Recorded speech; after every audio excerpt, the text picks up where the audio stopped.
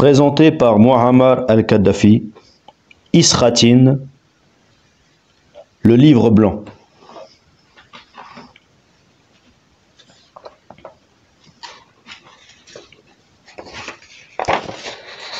Ce livre blanc traite le problème de manière neutre, scientifique et sérieuse, et ce dans le but de trouver à ce problème chronique du Moyen-Orient une solution équitable, définitive, et de faire éviter à la région la terreur, la violence, la guerre et la destruction.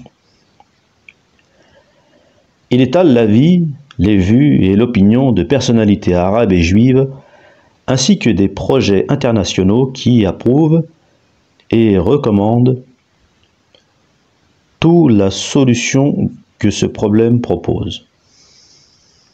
Par conséquent, il n'existe aucun autre moyen plus juste pour la solution de ce problème.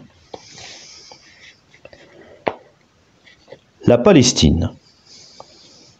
C'est le nom que l'histoire et les livres sacrés donnent à ce pays et dont les habitants portent le nom palestinien. La Genèse, qui cite certains noms tels les Canéens, les Hittites, les Phéniciens, reconnaît cette nomination. D'autre part, l'Exode cite très clairement. C'était quand Pharaon délivra le peuple, Dieu ne les guida pas dans le chemin de la terre de la Palestine.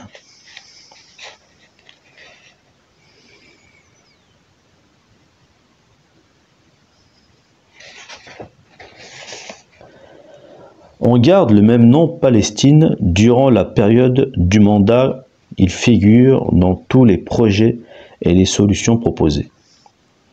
Le nom de Palestine est reconnu aussi par les plus extrémistes du mouvement sioniste tels que Samuel Katz, fondateur du mouvement sioniste Ichout et l'un des dirigeants de l'armée sioniste. Il dit: toutes les institutions sionistes dans le monde ont porté le nom de Palestine, et comme exemple, il cite l'Anglo-Palestine, qui n'est qu'une banque sioniste. Et le Fonds constitutif palestinien était nommé Fonds constitutif palestinien, ainsi que le Fonds des ouvriers palestiniens n'était qu'un fonds juif. Les chansons palestiniennes dans l'exil étaient des chansons sionistes. Il ajoute: nous célébrons la fête de l'arbre à l'immigration sous le nom de la fête palestinienne de l'arbre, et que le journal Palestine Post était un journal sioniste porte-parole de l'Union des sionistes. Il est reconnu aussi sous le nom Courrier de la Palestine. Il affirme que le nom Palestine ne fut changé qu'après la création de ce qu'on appelle État d'Israël. Ce même sioniste reconnaît que l'hébreu comme langue n'est entré en utilisation qu'à partir du Xe siècle à Tabriya. Même Roosevelt, président des États-Unis d'Amérique, dans une réponse adressée à l'émir Abdullah, prince de la Jordanie en mars 1944, en ce qui concerne la Palestine, j'ai le plaisir de vous transmettre les affirmations que les États-Unis d'Amérique n'entendent pas changer la situation fondamentale en Palestine sans consulter au préalable les Arabes et les Juifs. En général, l'histoire de la Palestine, abstraction faite de son nom, est comme tous les autres pays de la région qui fut habitée par des nations différentes. Elle est passée entre les mains de plusieurs tribus, nations, peuples, les uns immigrants, les autres conquérants. Elle a vécu plusieurs guerres et vu passer des vagues humaines qui viennent de partout.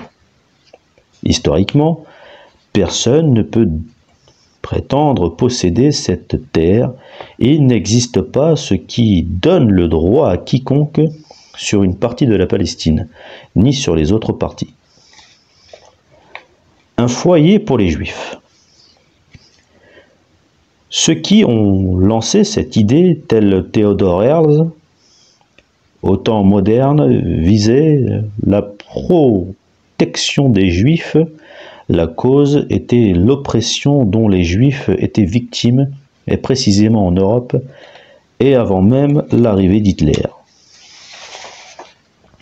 L'Europe, pour se débarrasser des Juifs, envisage de les établir dans l'un des pays suivants: Chypre, Argentine, Ouganda, Sinaï, Djebel Agdar, Palestine. La promesse de Belfort. La cause est plutôt le vouloir se débarrasser des Juifs de l'Europe que de les appuyer. L'oppression des Juifs. Les Juifs n'avaient pas de chance, ils ont été livrés à tous les supplices et à toutes les souffrances infligées par des chefs des gouvernements et des nations depuis très longtemps. Pourquoi? C'est la volonté de Dieu, déjà citée dans le Coran, du pharaon d'Égypte au roi de Babel, jusqu'au romain Titus, Hydrine, et au roi d'Angleterre tels que Édouard Ier. Les Juifs furent exilés, emprisonnés, exposés à toutes les formes de supplices perpétrés par les Égyptiens, les Romains, les Anglais, les Russes, les Canéens, les Babyloniens et enfin le comble par Hitler. Les Arabes et les Juifs. Il n'existe aucune hostilité entre les Juifs et les Arabes. Ils sont cousins aux Arabes de Adnan, descendant d'Abraham. Les Juifs, victimes de l'oppression, ont été invités par leurs frères arabes à Médine et ils furent installés à la Médina comme ils obtenaient Wadi al-Qura, nom donné par référence au Qura juif. L'événement de l'islam a suscité chez les Juifs l'hostilité du fait que le prophète n'était pas des leurs. Par conséquent, ils ont été visés par les razzias au même titre que les infidèles de Quraysh. Les Arabes et les Juifs ont été chassés d'Espagne au XVe siècle et furent accueillis par les pays arabes. Pour cela, on trouve ce qu'on appelle Ara dans chaque pays arabe et où les Juifs vivent avec leurs frères arabes en paix et amitié. Projet de création d'un État unique. Les projets britanniques. Projet Jacob, délégué suprême de la Palestine au début des trentaines du XXe siècle, qui vise à la constitution d'une assemblée législative palestinienne composée de 11 musulmans, 4 chrétiens et 7 juifs, et ce conformément aux habitants de la Palestine à cette époque. Projet de Newcombe, constitution d'un État palestinien indépendant et souverain, liberté élargie des communautés, liberté élargie des municipalités, décentralisation. Projet du Livre blanc britannique 1939.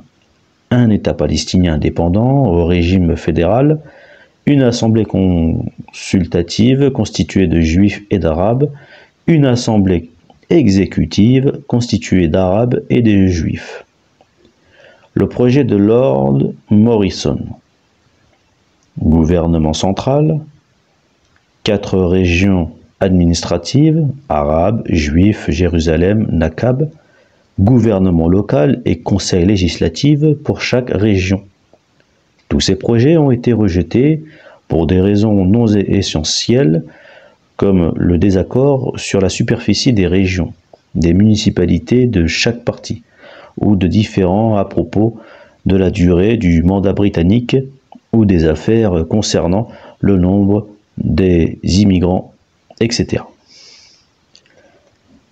Des propositions sionistes. 1. La première est ce qu'ils ont nommé Union de la paix. À sa tête, le rabbin Ben Yamen. Il s'agit d'un État constitué de deux nationalités. Ils ont averti les Juifs que le refus d'un État à deux nationalités ne réalisera pas la paix. Ce qu'ils ont prévenu, c'est confirmé. 2. La solution fédérale ou confédérative, c'était un projet proposé par un éminent sioniste, Meir Hamet, chef du mouvement Hagana, occupant plusieurs postes militaires, un membre du Knesset et ministre. D'après lui, céder une terre déjà occupée, telle que le Golan, Sinaï, la Cisjordanie ou Gaza, est stratégiquement une perte irremplaçable d'une acquisition réelle. Le reste que l'Égypte a admis peut être changé. Il cite quelques exemples. Pour lui, l'exemple de l'Union européenne et des USA pour l'efficacité de l'État fédéral. Les USA ont vécu les 13 premières années dans le désordre jusqu'à 1789, ainsi que le Nigeria qui se compose d'une multitude de religions et de nations. Pour lui, les considérations économiques, militaires, géographiques et historiques qui justifient cette solution sont disponibles en Palestine. D'après lui, la création d'un État palestinien indépendant constitue un grand danger et pour l'éviter, il est nécessaire d'opter pour un seul État fédéral. Il estime que le problème de Jérusalem sera résolu en devenant la capitale de cette union fédérale. 3. Le projet germano-sioniste. Le 12e congrès germano-sioniste, l'école maçonnique tenue en 11-9-1921, adopte l'idée de la constitution d'un seul État pour les deux parties, s'allier aux peuples arabes palestiniens en quête d'une stabilité bilatérale dans une république en voie de développement et dont la structure assure à chaque citoyen des deux peuples l'épanouissement national sans entrave. Les projets arabes.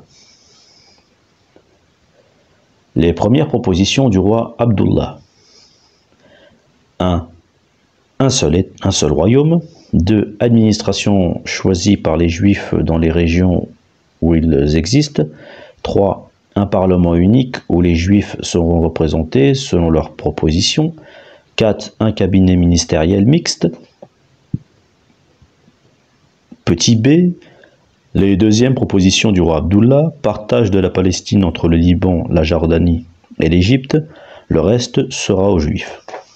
Petit c. Projet de Nuri Saïd 1992. 1. Un seul État. 2. Autonomie des Juifs à l'intérieur de l'État. Dans tous les cas, les initiatives avant 1948 sont pour un État unique. Certains sont pour le partage, une forme d'indépendance, etc. Certains voient les Juifs et les Arabes au pied d'égalité. Le refus de l'État unique est l'erreur historique qu'a causé la tragédie de nos jours. La déclaration unilatérale d'un État est aussi une erreur. Le partage a échoué et il échouera encore. Manque avant 1948 et le partage, etc. La solution historique et définitive est celle que le livre blanc propose. Si nous citons ces projets, c'est pour rappeler que l'idée d'un État palestinien unique est ancienne et que le rejet de cette solution est la cause de l'état tragique vécu en ce moment par la région. La contrepartie de l'État unique est ce que nous voyons aujourd'hui. La faute et le danger de deux États. Un général et chercheur israélien en Cisjordanie dans les années 1974-76 disait qu'il n'était pas possible d'accepter le partage de la Palestine ou l'existence d'un pouvoir étranger sur la terre d'Israël. Ce refus est justifié par des réalités qu'on ne peut pas ignorer parce qu'elles sont mortelles. La Cisjordanie, avec sa largeur de 50 km et ses régions montagneuses hautes de 1000 mètres, contrôle la région stratégique d'Israël. Cette région, sous forme de plaine d'une largeur de 14 à 20 km seulement, et où vit 67% des habitants d'Israël et 80% de l'industrie de l'État d'Israël. Bref, il est impossible d'admettre la présence d'un autre dans cette région qui la menace directement.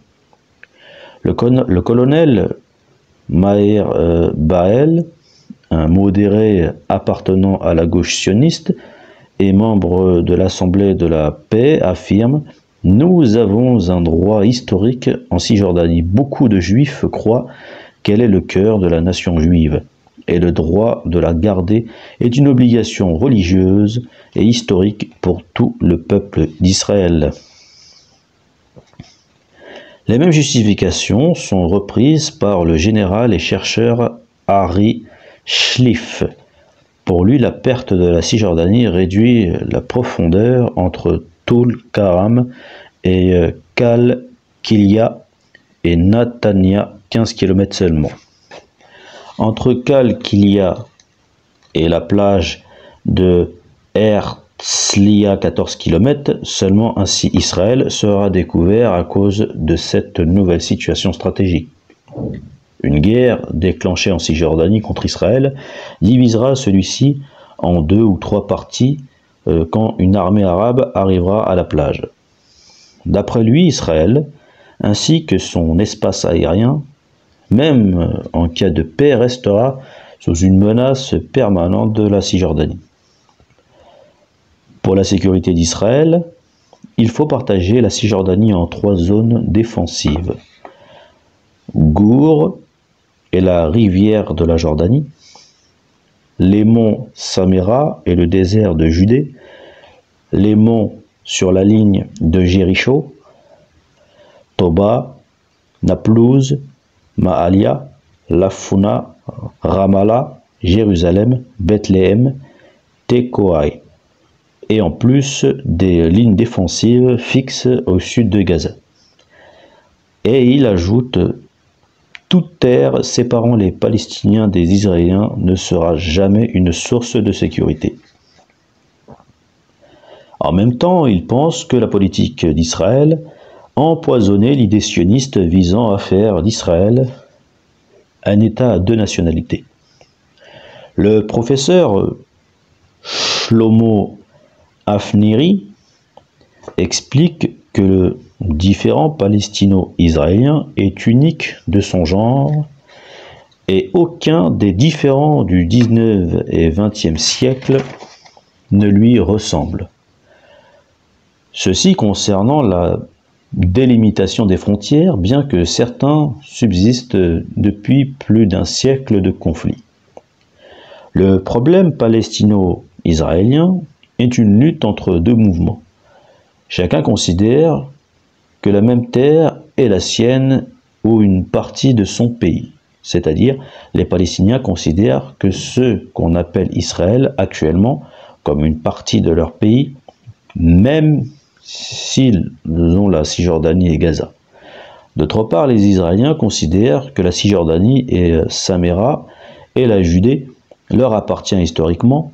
Elle représente le patrimoine juif, même si un État palestinien y soit établi. Pour les Arabes, d'après ce professeur, c'est la leur. Elle a été gouvernée par eux comme Arabes ou comme musulmans depuis le 7e siècle.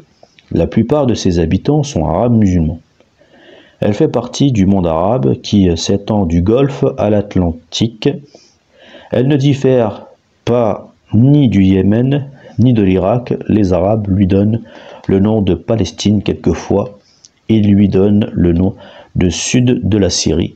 Le mouvement sioniste lui donne le nom d'Israël. Dans ce cas, dit-il, il n'y a que 2 solutions, que l'un des 2 mouvements détruit l'autre, ou bien un État unique pour les 2, de façon que chacun des 2 aura l'impression de vivre sur tout le territoire en question.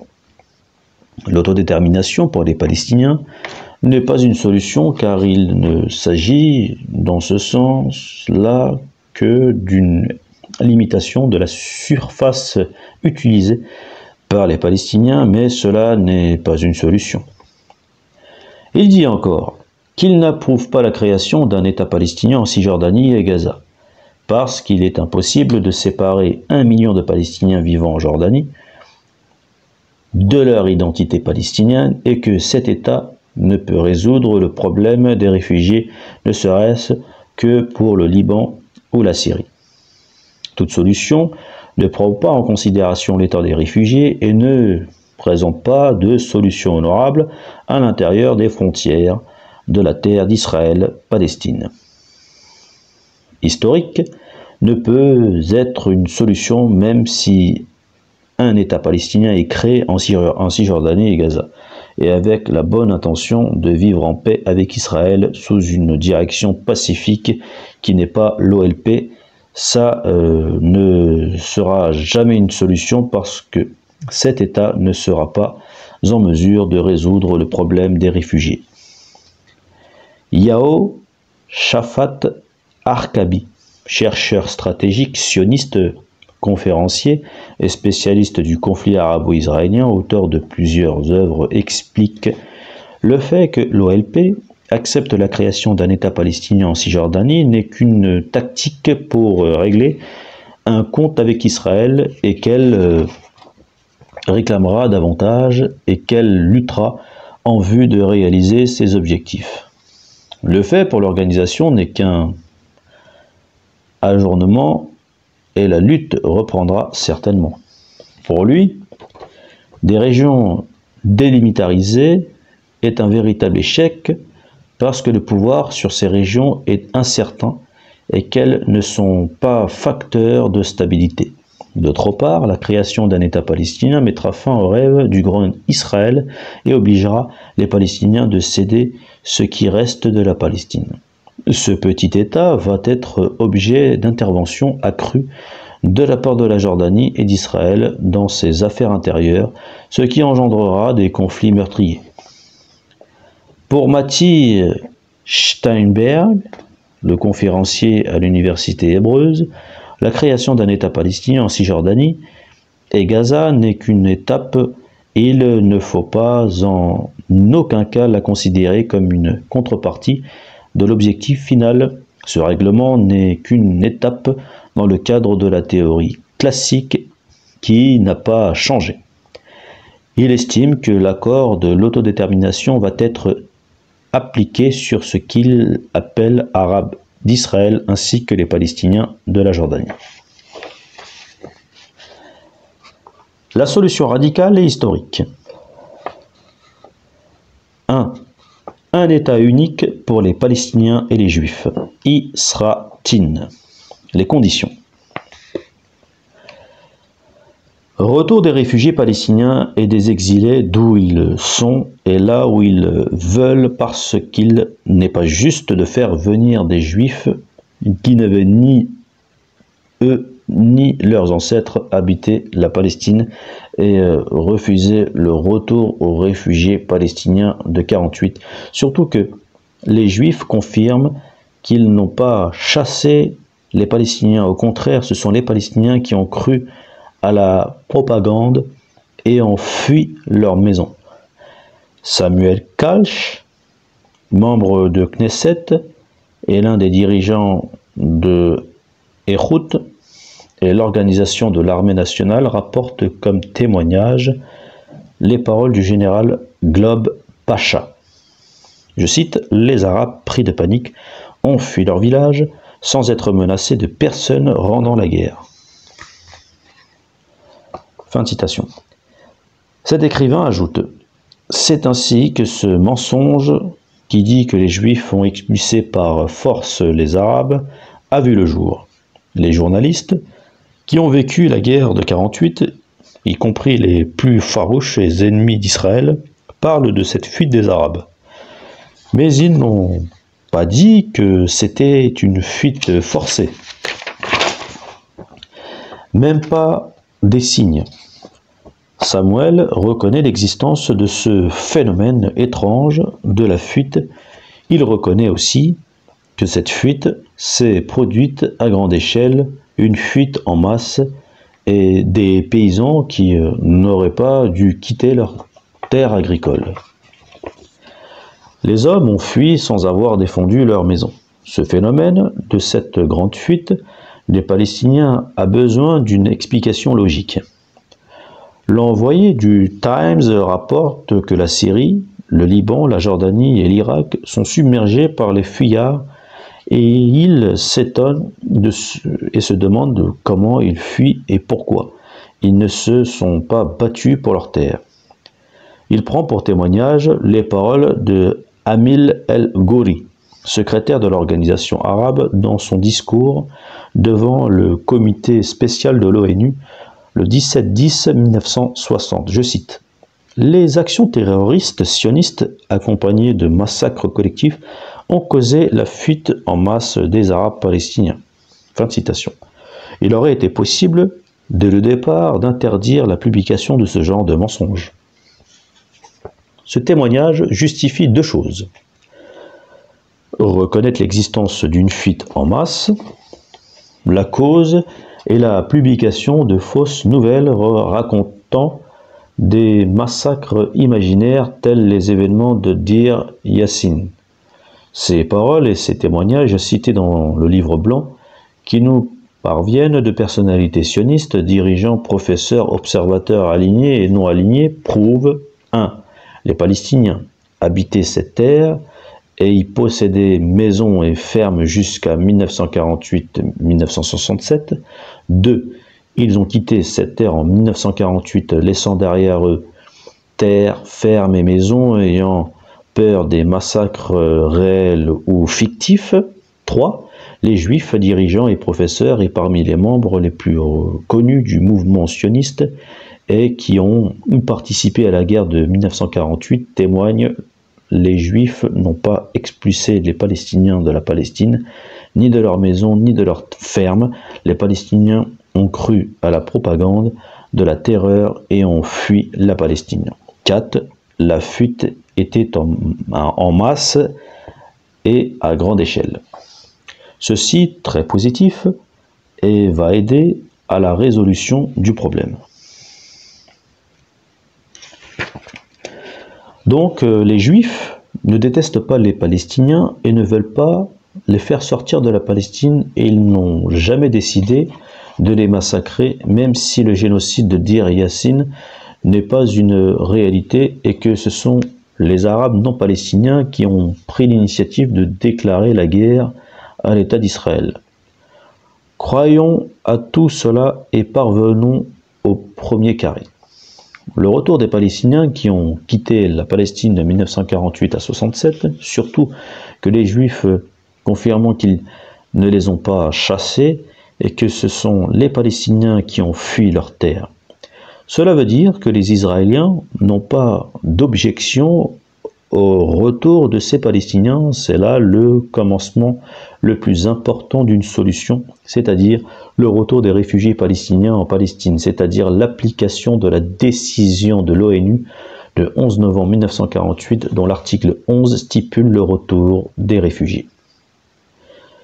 L'histoire nous donne des leçons. Essayons d'en profiter pour résoudre ce problème et en tenant compte de l'Ancien Testament du Saint Livre.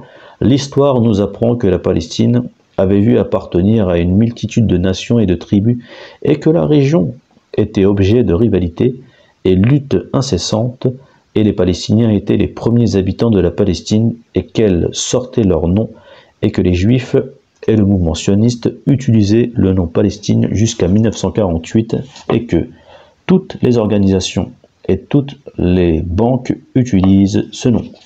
Donc, personne n'a le droit de s'approprier la Palestine ni d'en accorder à l'autre une partie. La certitude de l'échec du partage deux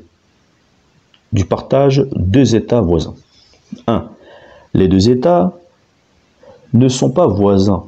Ils s'aboîtent et se déchirent géographiquement et démographiquement aussi. 2. La profondeur du dit Israël, dans le cas d'un État en Cisjordanie, ne dépasse pas 14 km. Les Israéliens ne le permettent jamais. 3. Toutes les villes de la côte deviennent à portée d'armes moyenne depuis n'importe quel point de la Cisjordanie. 4. Revoir le partage, faute et danger de deux États. 5. La région est la source de déstabilisation plutôt que de stabilité. De telles régions étaient à travers l'histoire cause de guerre et de lutte. 6. Les Palestiniens n'acceptent pas se contenter d'un petit État. Ils veulent un État et une armée pour se défendre. Il a le droit d'avoir le même armement que ses voisins. C'est un droit naturel, légitime, et personne ne peut s'y opposer. 7. Toute la région située entre la Jordanie et la mer ne peut se permettre la création de deux États. 8. La Cisjordanie et Gaza ne sont même pas en mesure d'absorber les réfugiés du Liban et de la Syrie, voire les réfugiés de par le monde. 9. Les réfugiés récents, où vont-ils? La Cisjordanie et Gaza ne s'y prêtent pas. 10. Le dit Israël ne peut plus absorber de nouveaux émigrants. 11. Il existe une sorte d'intégration à ce moment, un modèle d'intégration entre deux communautés. Ça peut constituer une base pour la constitution d'un État unique. Il existe 1 million de Palestiniens dans le dit Israël.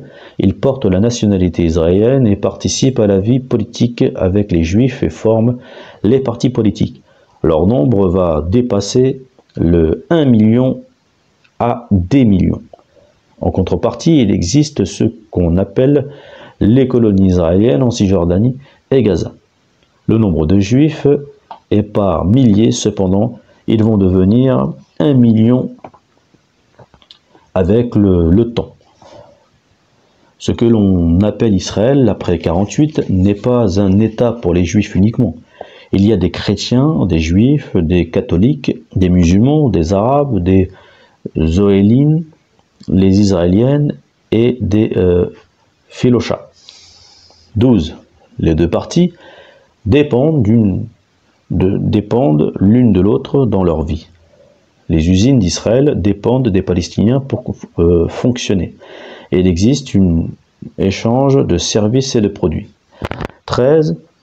Le sioniste Mounir Bel, et dont on vient de citer certains témoignages, dit « Chaque année qui passe, les deux communautés s'intègrent davantage.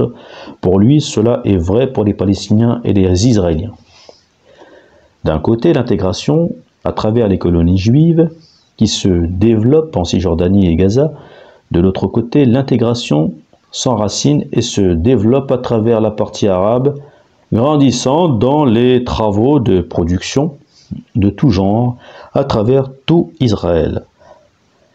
La présence palestinienne, alors, dans l'activité économique est très forte dans chaque chantier. Chaque ferme, dans les usines, les restaurants, les hôtels, des milliers de jeunes Palestiniens qui vivent de tout le pays, Naplouse, Gaza, Tibor, Jal du Khalil. Il est inutile dans ce cas de partager la Palestine en deux États. Il est même pratiquement impossible de la partager.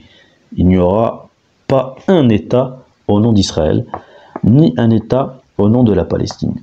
Ce qui encourage ce genre de solution de partage, ou bien ils ignorent la nature de la région, ou bien ils veulent se débarrasser des problèmes n'importe comment en les raccrochant au cou du juif et de l'arabe en ayant l'impression d'avoir résolu le problème. Pourtant, dans ce cas-là, on manque de sincérité et on aura mis la base de nouveaux conflits.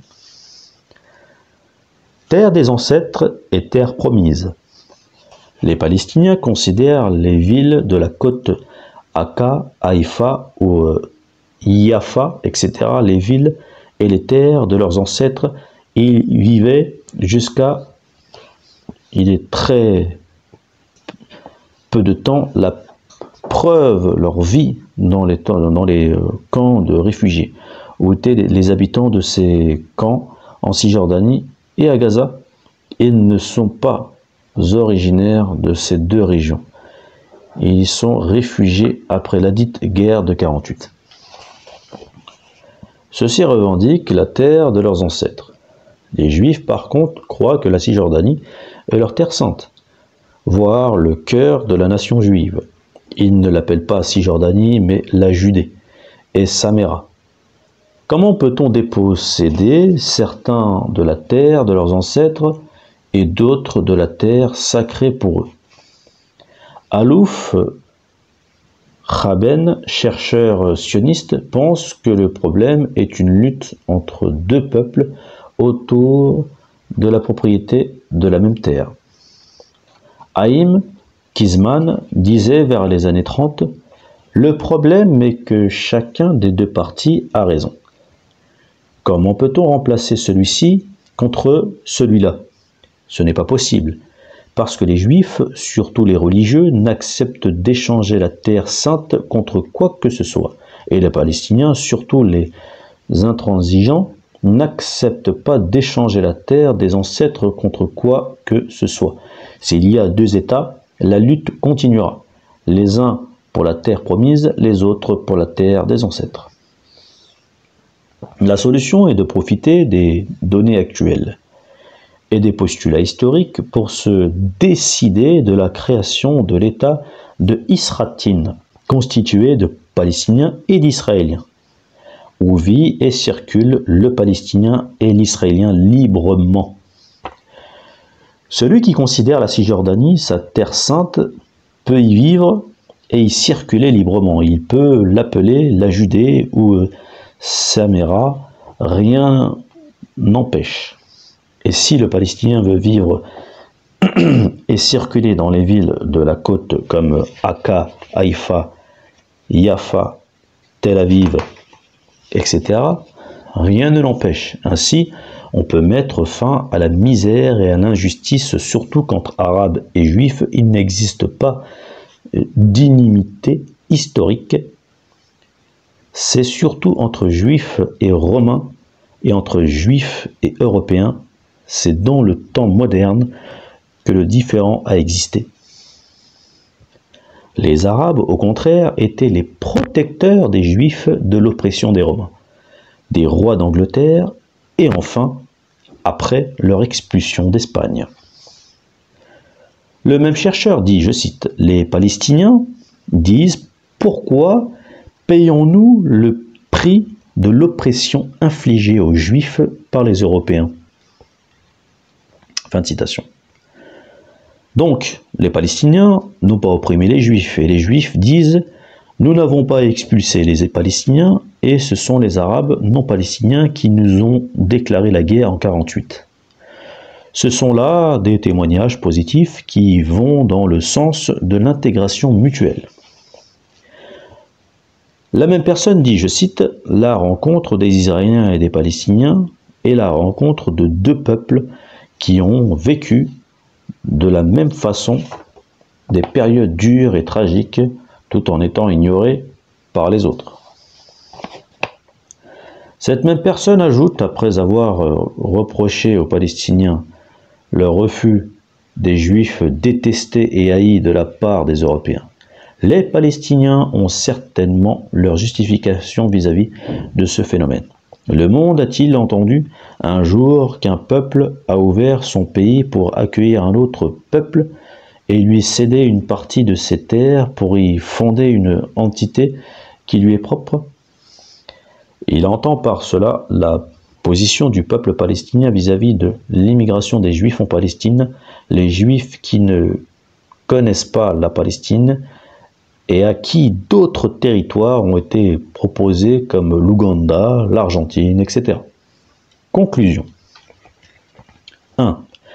La région est absolument trop étroite pour contenir deux États. 2. Ces deux États seront toujours en guerre parce que chacun d'entre eux a la conviction que l'autre lui spolie une partie de ses terres. 3. Aucun d'entre eux ne peut accueillir ces émigrés juifs et palestiniens. 4. Leurs colonies respectives sont entremêlées au moins 1 million de Palestiniens en le soi-disant Israël, 1,5 million d'Israéliens en Cisjordanie et dans la bande de Gaza, en plus des autres communautés druzes, catholiques, musulmans, etc., ce qui constitue un exemple d'intégration. 5. La main-d'œuvre dans les usines des Israéliens et palestiniennes. 6. L'existence de besoins mutuels et de complémentarité dans le domaine des marchandises et des services. Enfin, 1. Le retour des immigrés palestiniens à leur propriété. 2. Un seul État comme le Liban. 3. Élections libres supervisées par les Nations Unies. 4. Élimination des armes de destruction massive, si elles existent dans ces États et dans toute la zone du Moyen-Orient. 5. Ainsi, finira le conflit au Moyen-Orient et cet État et ces États deviendra comme le Liban et sera reconnu et intégré à la ligne arabe. Ce nom pourrait être contesté, mais cette contestation n'est pas utile. Elle est plutôt nuisible et superficielle, et ceux qui s'y opposent sont sentimentaux et non raisonnables. Nous devons avoir recours à une comparaison entre le fait que les Juifs vivront en sécurité et en paix avec les Palestiniens intégrés dans un même État, et entre l'attachement à la nomination de l'État, tout en sacrifiant la sécurité des Juifs et la paix au Proche-Orient et dans le monde entier. Il ne faut pas plus prêter attention aux voix des anciens gardes et à la mentalité de la Deuxième Guerre mondiale, mais il faut plutôt écouter la voix de la jeunesse de la mondialisation, la jeunesse de l'avenir. C'est à la mentalité ancienne qu'incombe la tragédie actuelle. Un État juif à part est exposé aux dangers arabes et islamiques, alors qu'un État mixte entre musulmans, juifs, arabes et israéliens ne sera jamais attaqué ni de la part des musulmans ni de la part des arabes.